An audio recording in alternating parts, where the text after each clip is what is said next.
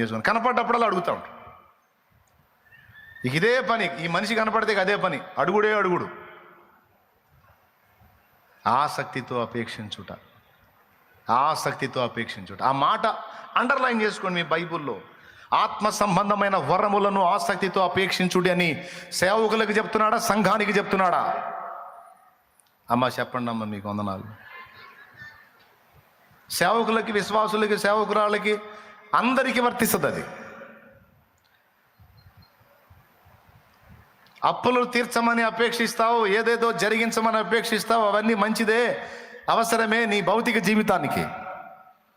కానీ నీ ఆత్మ సంబంధమైన జీవితంలో ఇతరులకు కూడా నీవు మేలుకరంగా ఉండునట్లు, నీవు చేతులుంచినప్పుడు అవతలి వారి రోగాలు తగ్గిపోవాలి అంటే స్వస్థత వరము నీకు కావాలి.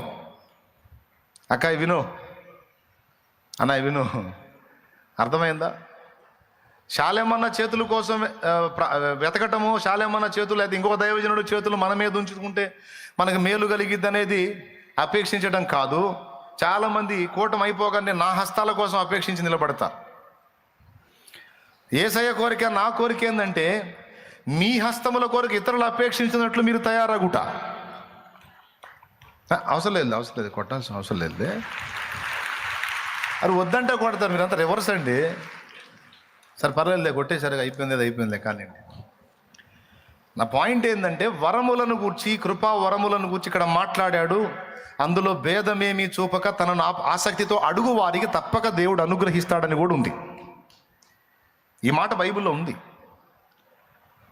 కాకపోతే సైతాను చేసే కుట్ర ఏంటంటే వాటి విషయంలో మనకు ఆసక్తి లేకుండా చేస్తాడు.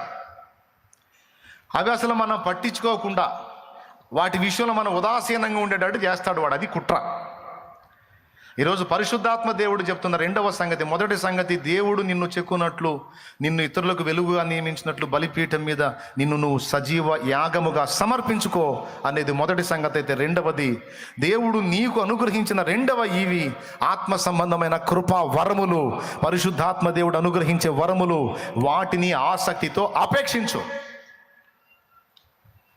స్తోత్రం.